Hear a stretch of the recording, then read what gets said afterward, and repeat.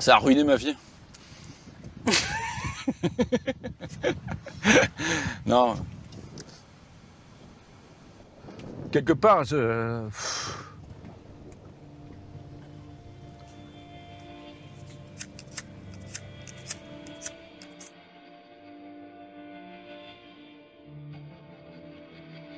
Je pense que j'ai été au-delà de quelque chose qui peut être compréhensible.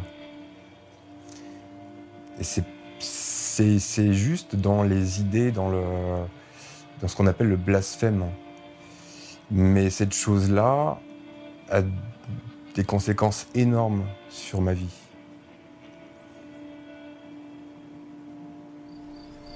Il y a eu peut-être une supernova, il n'y a pas eu de Christ, il n'y a pas eu de Dieu pour construire tout ça. Il y a eu juste une énergie du chaos. Alors à un certain moment, cette énergie du chaos, un jour elle vient te cueillir. Et ça, c'est du black metal et du death metal. On dit black metal, death metal, ça veut rien dire. C'est juste une façon de vivre.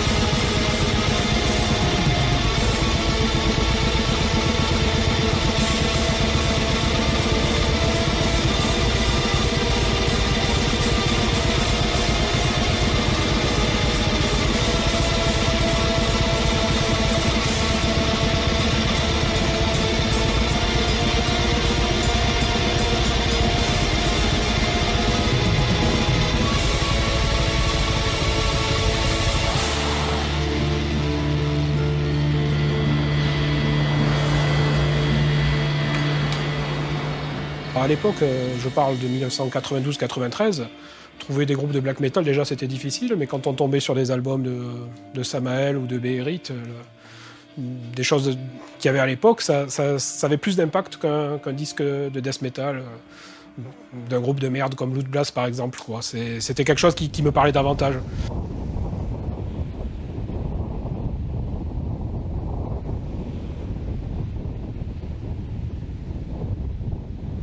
Samael sont venus jouer dans notre région.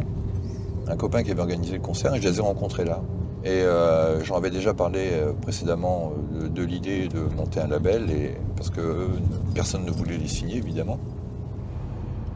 Et je savais de toute façon que voilà, c'était possible. Et c'était surtout, comme je te disais, le rejet d'une certaine presse, ou pas dire d'une certaine élite, de tout ce milieu-là, qui ont fait que, naturellement, moi, voilà, comme c'était un peu une contre-culture, en fait, même au sein même de la musique métal, alors que moi je trouvais ça juste fabuleux. Enfin, c'était une nouvelle génération de groupes qui arrivait dans le métal, qui était vraiment rejetés au début. Hein.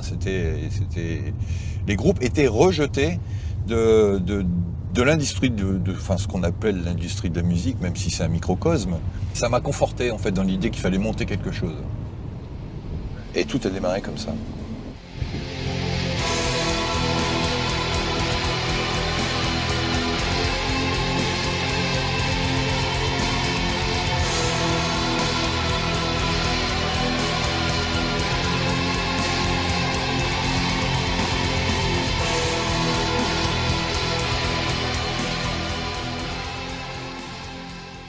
Le black metal, c'était la musique des pauvres, des gars qui n'avaient rien dans le casque et puis qui ne savaient pas jouer, qui juste mettre 2-3 accords un derrière l'autre. Voilà. C'était ça un peu en gros, les gars qui...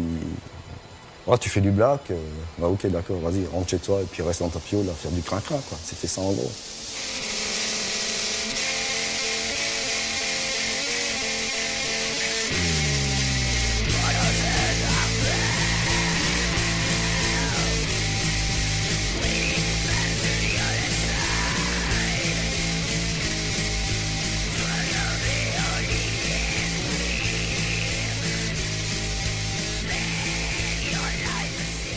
Pour le coup, on n'avait plus besoin d'être géniaux musicalement ou de se distinguer forcément.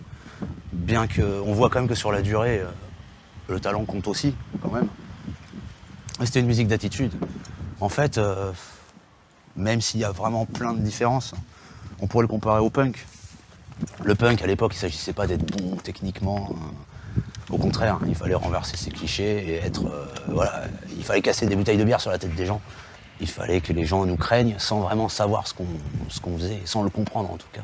Le comprendre, c'était entre nous. On voulait se démarquer, pas par notre talent, pas par notre musique. Si ça se fait, tant mieux. Par notre attitude. On voulait adopter un mode de vie à part entière. On voulait être une révolution, tu vois. Même si j'aime pas le terme parce que c'est populiste. Une sorte de révolution. Une maladie, une gangrène dans la société. C'est ça qu'on voulait être.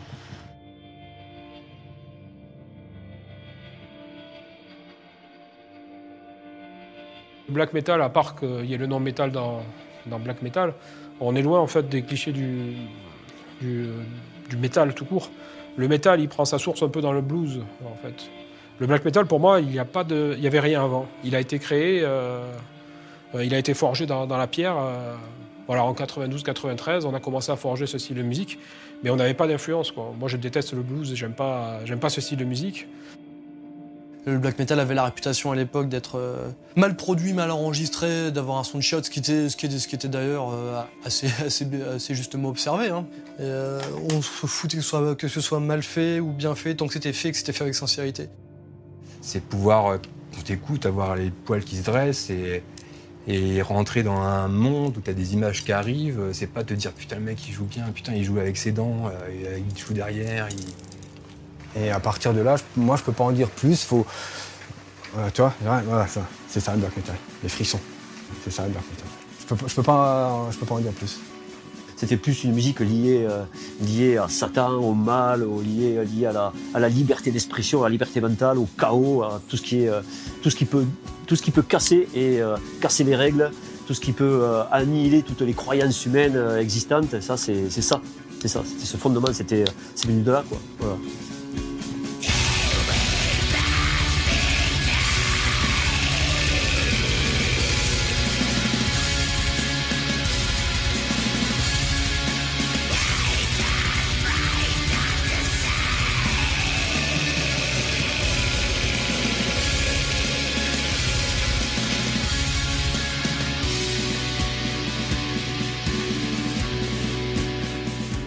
For me, that was the most interesting black metal scene was what was going on in France. I don't know why. Why is France? Not Greece or Russia.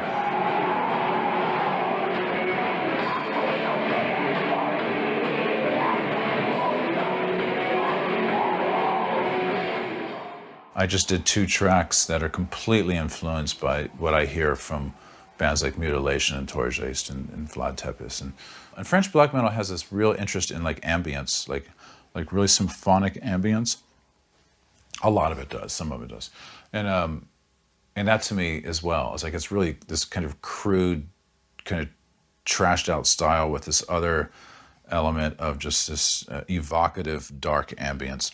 Sometimes those recordings sound like somebody was playing in a closet and the microphone is like across the street. It's like who was like, but it doesn't sound like it was like done in any kind of conceptual, like artistic way. It was just like wanting to sound insane. Like it really wanted to sort of like sound completely, like remarkably insane.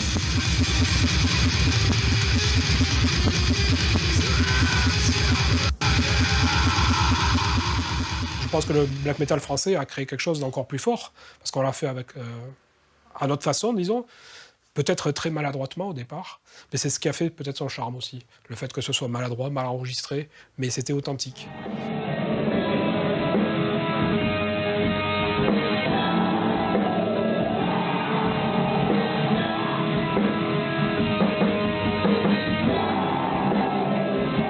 Des groupes comme ce que j'ai fait avec Anorexia ou Forbidden Sight avaient essayé de faire quelque chose qui avait une véritable identité française, basée sur la littérature française, des poètes français, une imagerie française.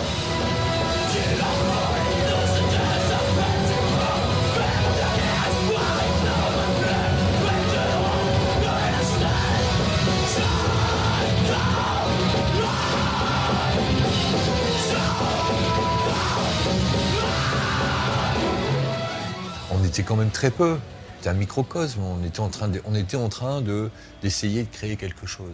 On avait un but, c'était de répandre la musique black metal.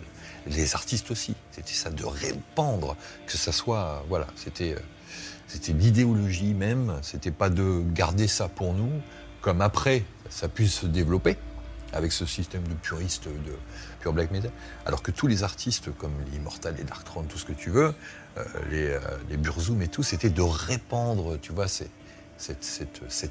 nouvelle scène qui allait faire chier tout le monde. Il y avait quelque chose qu'on attendait, qui n'était pas là, qui arrive, et en fait, on sait que c'était ça. Et on avait l'impression de se connaître sans être frères, parce que je pense qu'il n'y avait pas de fraternité, mais il n'y avait pas de respect. Tous les groupes français, du début, sont pissés à la gueule. Moi, je pissais sur Mutilation, sur Vlad Tepes, que eux me pissaient sur la gueule. Enfin, c'était à qui ferait ça en premier, à qui était le plus vrai par rapport à l'autre. Je me foutais de leur gueule comme eux devaient se foutre de ma gueule. Un style de musique hyper underground, donc le commun des mortels ne peut pas connaître, parce qu'il faut s'y intéresser, il faut gratter, c'est un peu ce qui me dérange aujourd'hui, d'ailleurs, c'est que c'est trop facile d'accès. Moi j'aimais bien ce côté dur, justement. Voilà, il faut s'y intéresser, il faut être dedans, sinon tu peux pas connaître. Donc il faut un côté initiation, vraiment comme si tu rentres dans un cercle occulte ou quelque chose comme ça. Je veux pas exagérer, mais c'était une science occulte, le black metal, c'est tout. C'était pas quelque chose que le commun des mortels connaissait. Ça en fait pas forcément quelque chose de qualité, je veux dire, ça a été aussi un refuge pour que plein de paumés se mettent dedans et fassent n'importe quoi.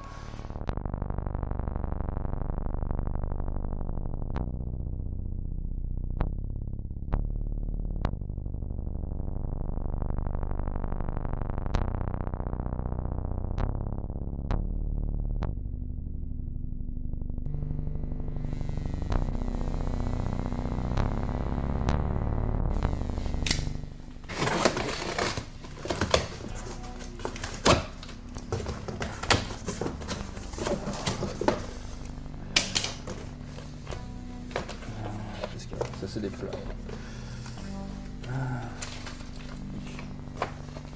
On écrivait beaucoup de lettres par jour. Quand on voyait un flyer, une radio, un groupe, une démo qui sortait à l'autre bout du monde, on écrivait. Si on n'avait pas l'argent pour écrire, on trouvait d'autres moyens, on écrivait de toute façon. Si on pouvait pas payer les timbres, on allait se démerder, on allait les voler ou les fabriquer.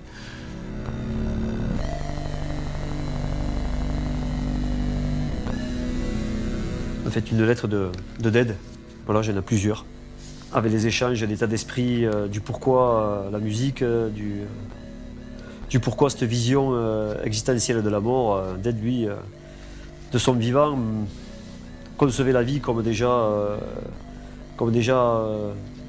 morte. Lui, il vivait, mais pour lui, la vie, c'était vraiment la mort. Et la seule libération pour lui, et ça, il le disait souvent, c'était de... Pour lui, vivre, c'était mourir. Il a tout fait pour partir avec le flambeau et pour faire un feu qu'à tout le monde, surtout.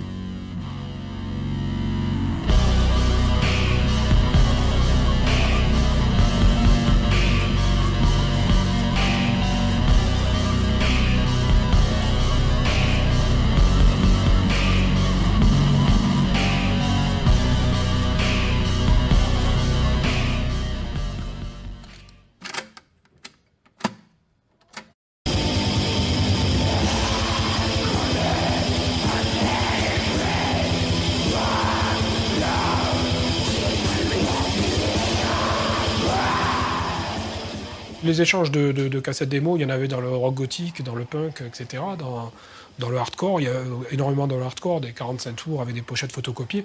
Ça, c'est pas quelque chose que le black metal a inventé. Non, nous, on a inventé notre musique et notre imagerie, je vais dire.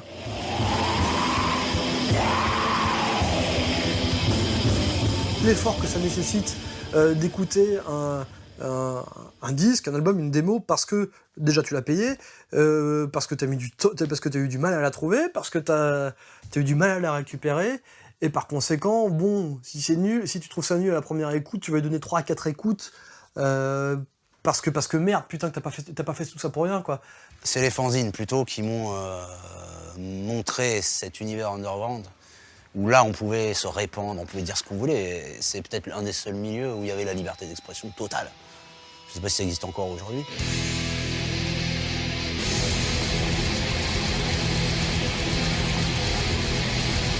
À la base, l'Antre, c'est un fanzine que j'avais vraiment dédié à la scène black française, en soutien à la scène black française. Je me suis tourné vers le format papier. Alors c'est sûr qu'à ce moment-là, je ne me suis pas tourné vers j'ai pas choisi la solution de facilité, ça c'est clair. Mais c'était ma culture et je ne voyais pas d'autres alternatives, quoi. Je ne voyais pas faire un webzine ou quoi que ce soit. Non, pour moi, il n'y a pas l'âme qui va avec. Il y a une vraie nostalgie pour l'organicité et l'aspect démerde qu'il pouvait y avoir dans les années 90 par rapport à l'absence d'Internet.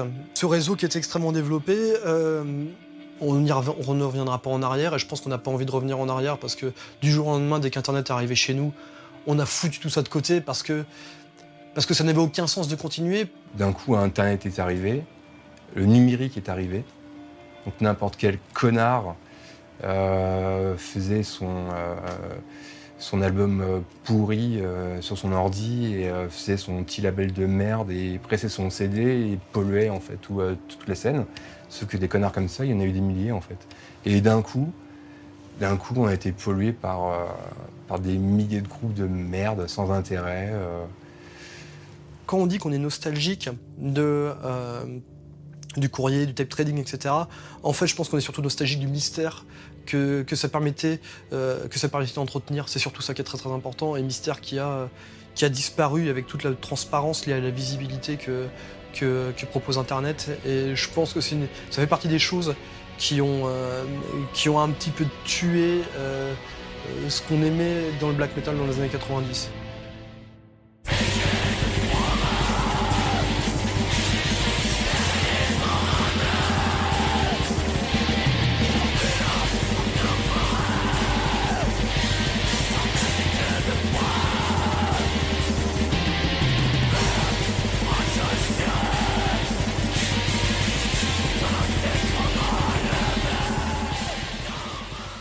Souvent, le premier contact qu'on a avec le métal, et que surtout à l'époque qu'on avait avec le métal, c'était pas forcément la musique, c'était le visuel, c'était les t-shirts, c'était les mecs que tu croisais dans la rue, c'était les hardos que tu croisais.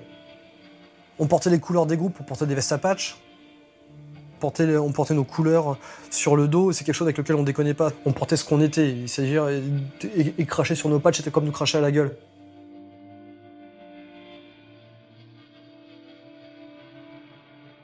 L'aspect le plus intéressant de l'âme graphique du black metal résidait plus dans cet aspect lo-fi, très binaire, très noir, blanc, brut, photocopié, graphique en fait. C'est vraiment là-dedans que résidait beaucoup plus l'âme du black metal.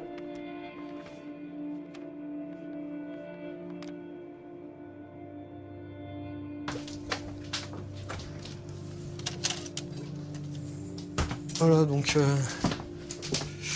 bon là il est congelé, mais parce que je l'ai pas terminé la dernière fois et j'ai pas envie de gaspiller ça, parce que ça reste du sang. Donc c'est du sang humain, c'est mon sang. Il y a quelques années, j'avais imprimé une affiche avec une encre à base de sang humain pour Watain. Putain, je suis trop fort. Hein. Pour Watain et bon, bah, le sang humain restant un médium, un vecteur d'énergie, de beaucoup de choses, symboliquement et autres, voilà, c'est quelque chose qui est très intéressant à utiliser.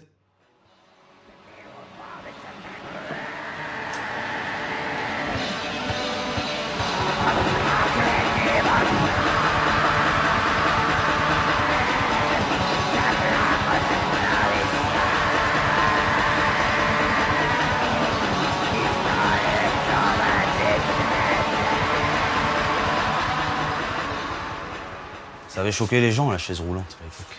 Bon, cette pochette, elle veut pas rien dire, il y a quelque chose dedans, quoi. C'est pas gratuit non plus. Et on se doit aussi de donner une image sombre, malade, obscure, tout ce que tu veux. Moi, je connais très bien le photographe qui a pris la photo. Hein. C'est un secret, mais bon, c'est moi qui avais pris la photo à l'époque chez moi.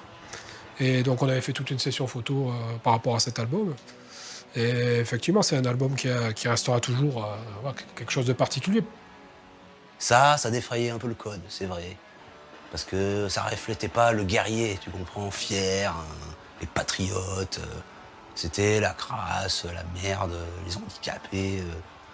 Et puis bizarre quand même, quoi. Il y avait quelque chose de bizarre, en fait. Certains ont dit que c'était un manque de respect pour les gens qui étaient handicapés. J'en sais rien. Si tu poses dans la forêt avec une épée, c'est un manque de respect pour les gens qui ont une épée. Ça veut rien dire.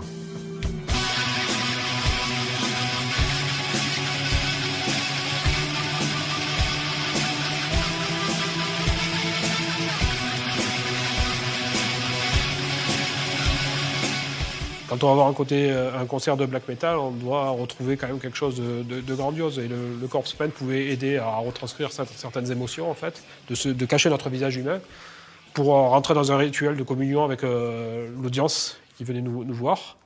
Et ça pouvait aider. Même l'imagerie du corpse paint sur les photos, c'était un signe d'appartenance au style black metal. C'est une composante qui est capitale dans le black metal, surtout à cette époque-là, et qui, instantanément, marquait la différence entre un groupe de black metal et le reste de la scène metal. Je pense que l'idée, c'était plus de se rapprocher de la mort que de la vie, de rentrer dans une phase rituelle, où pour transformer son esprit, il faut aussi transformer son physique, transformer son apparence.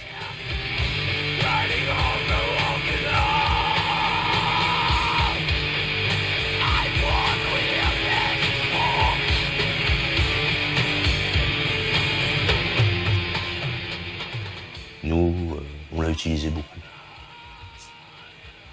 D'abord, peut-être par conformisme, parce que c'était un code du black metal, c'était une manière de se reconnaître entre nous, je sais pas. Voilà, c'est un masque de mort, un masque rituel. Comme des tribus ont des masques pour la mort, des masques, je sais pas, pour d'autres événements. Là, le corpse paint, c'était un masque. En général, tu en adoptes un et tu as toujours le même. Un qui correspond à tes traits, plus ou moins, ou qui te colle, c'est ton masque mortuaire.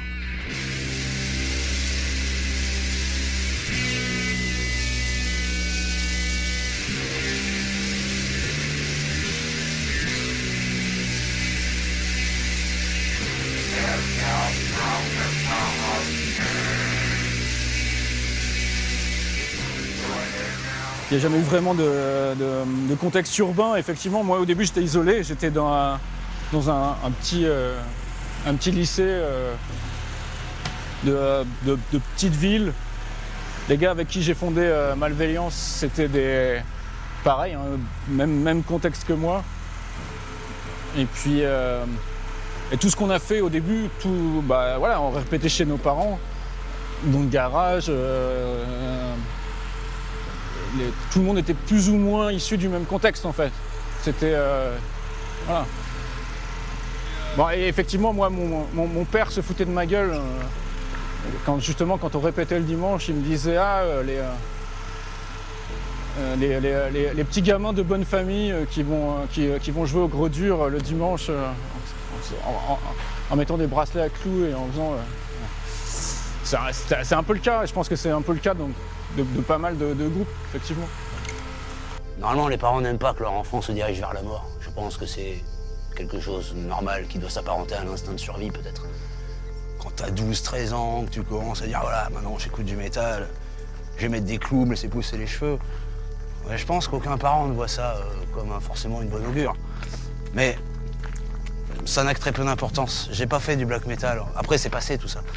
J'ai pas fait du black metal parce que j'ai été battu ou qu'on m'a sodomisé quand j'étais petit. Je veux dire, ça n'a... J'ai pas de cause. Ce que j'ai fait, je l'ai choisi de le faire. C'est un choix, je l'assume. Je vais pas dire c'est la faute à la société, c'est la faute à mes parents, c'est la faute à un tel, c'est la faute à la solitude. La solitude, peut-être que je l'ai choisie à ce moment-là aussi, ça en découle.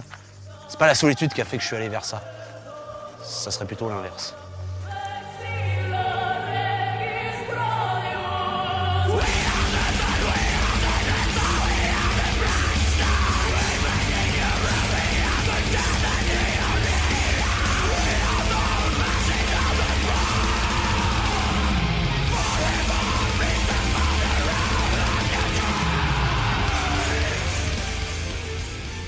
Il y a ce côté isolation qui est important pour moi, qui qui fait que tu ferais pas cette musique, je pense, si t'étais pas aussi isolé, si tout...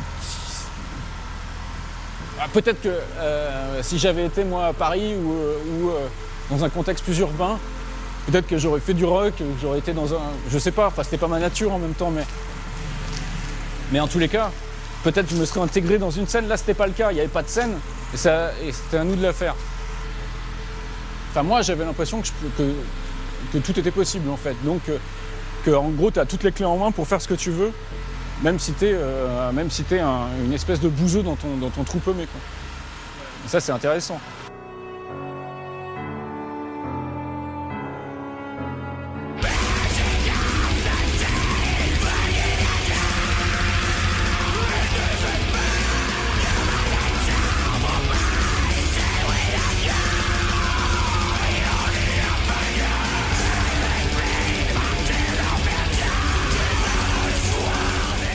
L'introspection, c'est quelque chose qui a fait énormément dans le côté black metal. Moi, j'ai eu vraiment des trips solitaires, même à partir du moment où j'ai eu le permis de conduire. Je roulais dans les montagnes, je m'arrêtais, je marchais dans la neige. Ça, c'est cliché, c'est con, hein, mais je me sentais bien.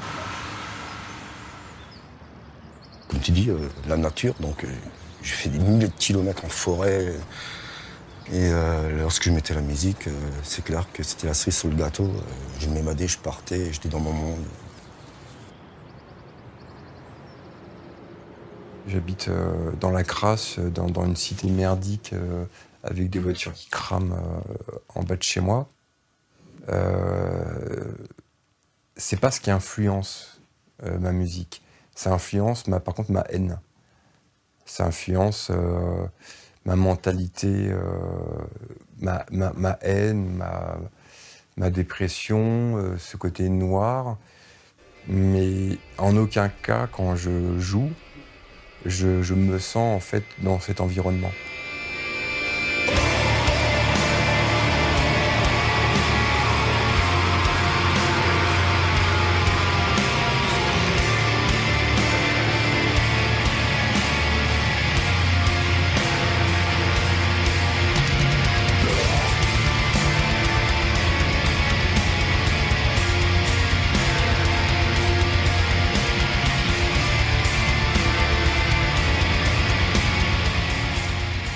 Le black metal, c'est une haine globale. Ça peut être une haine des religions, donc ça peut être une haine des juifs comme des musulmans, comme des chrétiens, comme des blacks, comme des arabes, comme des blancs. Sauf que certaines personnes, en fait, voient pas tout ça, voient juste que tu t'attaques à une catégorie qu'il faut pas toucher, et ils voient que ça, en fait. Donc du coup, nous, on a été classifiés, en fait, dans les groupes un peu politisé NS, ce qui était complètement faux. On pissait sur tout le monde. Ça me dérange qu'on dise qu'on est nazi, parce qu'on n'est pas nazi, on est pire. On est juste pire que ça, quoi. Le fait qu'on me dise que je suis nazi,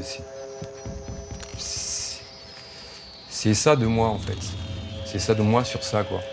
Moi, je crache sur tout le monde, quoi. Que ce soit juif, arabe, noir, blanc. J'aime pas plus les blancs que les arabes, quoi. Je veux dire, et le blanc n'est sûrement pas la race supérieure. On parle du rejet du christianisme, de la volonté d'anéantir le christianisme, et de tout ce qui est autour, avec cette espèce de darwinisme social délirant, ce rejet de la faiblesse. Toutes les dérivations politiques qu'il y a pu y avoir autour, hein, le nationalisme rattaché au paganisme, etc. Mais je pense qu'il y avait une véritable volonté nationale, du national-romantisme aussi. Et ça a mélangé énormément de choses, mais je pense un manque de satisfaction de ce que la société moderne apportait, et une volonté de revenir à des valeurs beaucoup plus dures et beaucoup plus qui ont plus ou moins fait leur preuve par le passé, il y a des centaines, voire il y a des milliers d'années, quoi. C'est une philosophie, je veux dire, c'est difficile de faire du black metal si tu as du respect pour l'humanité. Et si tu aimes l'humanité, va faire autre chose, quoi. Tu vas pas faire du black metal.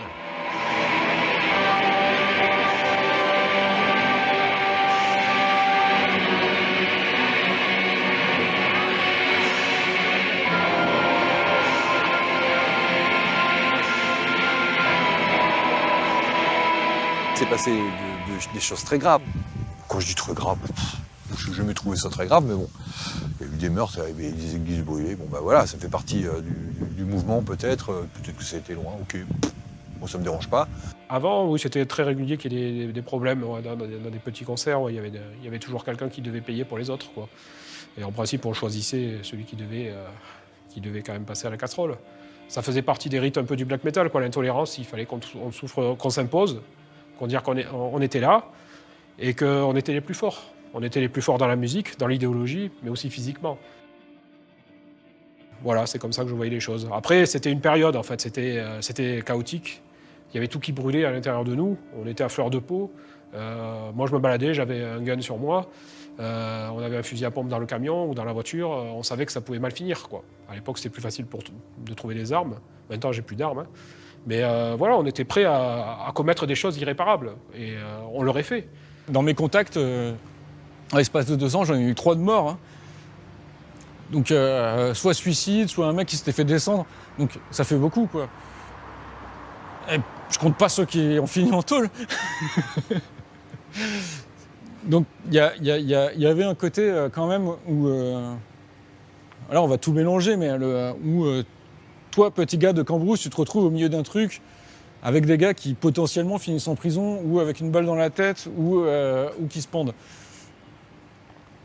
Si j'avais pas fait partie du black metal et tout ça, j'aurais peut-être vécu mieux. Ou alors j'aurais pas vécu du tout. Mais je pense pas que je serais devenu un criminel et tout. Peut-être que le black metal aurait pu me rendre plus criminel que ma nature profonde en fait. Parce que ça soulève toujours des choses. La souffrance, on s'en nourrit. Donc jamais tu l'oublies. Ouais. Tu la réveilles au contraire. Tu l'exacerbes. Tu la sublimes. Le prix à payer, c'est ton enveloppe charnelle. Et ton âme.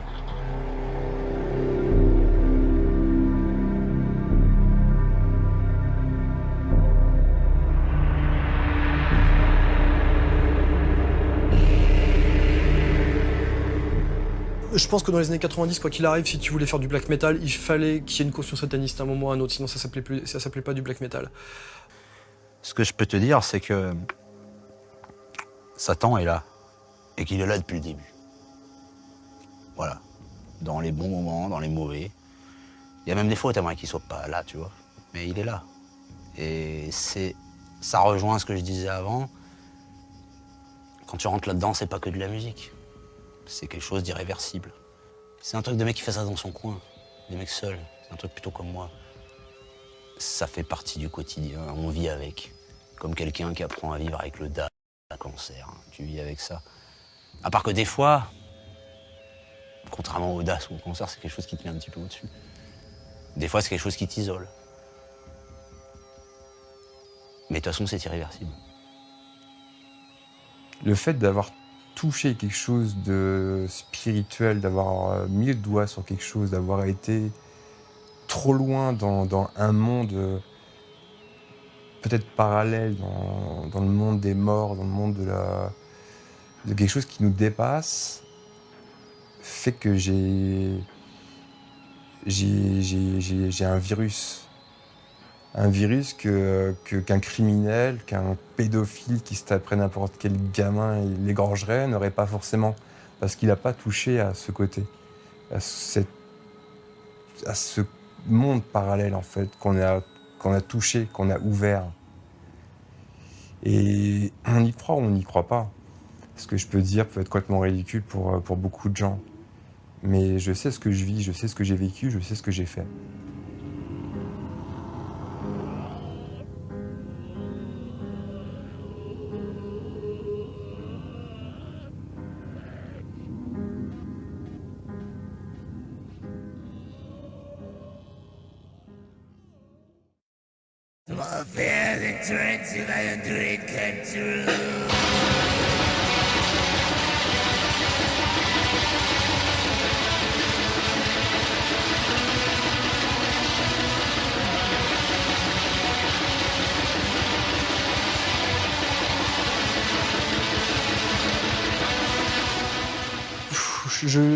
Vampires of Black Imperial Blood de mutilation en fait Je me rends compte qu'il y a une âme absolument incroyable qui écrabouille, qui enfonce au niveau de la démarche, de l'authenticité et du travail du son, la plupart des groupes que je pouvais apprécier à l'époque venant de la scène française, quoi. Quand on parle de black metal dépressif, je pense qu'il était vraiment précurseur de ça. Ce côté complètement dépravé de gens qui sont capables de pondre des choses. Mais juste, c'est du nectar pour moi, c'est le meilleur miel qui puisse exister. Waouh, merde! De quoi sont-ils capables, quoi? Alors que... Et ça, c'est extraordinaire. Ça, c'est le côté artistique, pour moi, qui dépasse tout. Enfin, je suis subjugué par leur talent. Il a quand même réussi à faire un son, quoi, un truc, une putain d'atmosphère avec ses putains de riffs pas carrés, sa guitare pas accordée. Ça puait le malsain, quoi. Et voilà. C'est ça le black metal, quoi.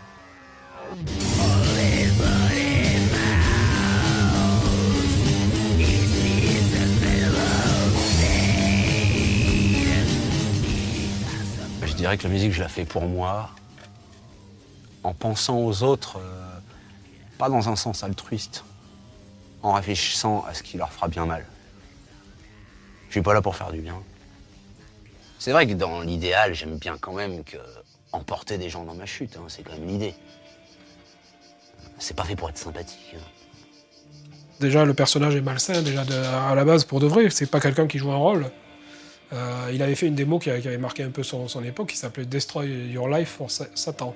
Je pense que ce qu'il voulait dire, c'est qu'il fallait se détruire, en fait, pour faire quelque chose. C'est un message qui était fort, qui a marché, qui a eu un impact. C'était vraiment mes tripes que je mettais sur la table.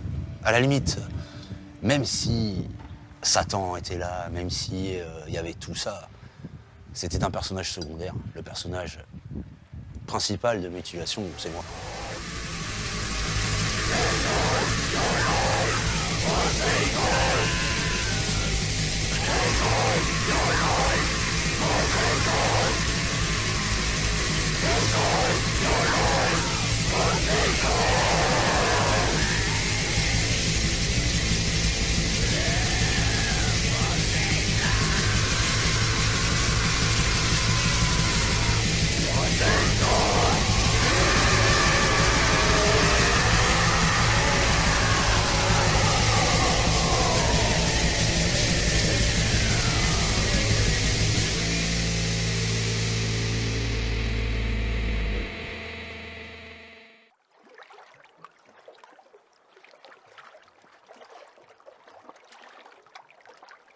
Le black metal maintenant, je pense que ça veut plus dire la même chose qu'à l'époque. Je pense que moi, ce qui me pose problème à l'heure actuelle, c'est que c'est devenu juste un style. Je pense. C'est devenu juste un style musical. Ça a perdu de son côté dangereux, ça a perdu de son côté sulfureux. Si la musique il n'existe plus, pour moi le black metal n'existe plus. Il a eu son heure de gloire, il a explosé. Et il ne reste que des miettes maintenant autour. Des survivants comme moi qui ont survécu à tout ça. Il y en a quelques-uns encore, hein, mais voilà, chacun pourra en parler à sa façon parce que chacun a son propre vécu. T'as décidé de pas choisir la vie. C'est pas de moi, hein, je reprends quelque chose qui est déjà connu. Mais t'as fait ton choix. T'as pas de retour en arrière. Et puis certainement, t'en as pas envie. Moi j'ai 40 balais, j'ai pas envie de recommencer ce que j'ai soigneusement évité jusque-là. Quand tu vois les gens comme ça, dehors, en masse, dans la rue, t'as vraiment envie d'aller avec eux. Moi, j'ai pas envie. Moi, je préfère faire mon truc dans mon coin. La solitude, je l'assume. Et puis, quand tu fais ce genre de choix, même si la solitude, c'est une conséquence, t'étais au courant. Tu veux pas dire que tu savais rien, que tu croyais que ça allait être Noël tous les jours. Non, c'est pas ça. C'est du black metal quand même, tu vois. On n'est pas là pour se marrer. On a toujours le choix de changer, hein, ce qu'on croit. On a le choix d'évoluer, de changer, je sais pas. Mais est-ce qu'on en a vraiment envie? Je sais pas.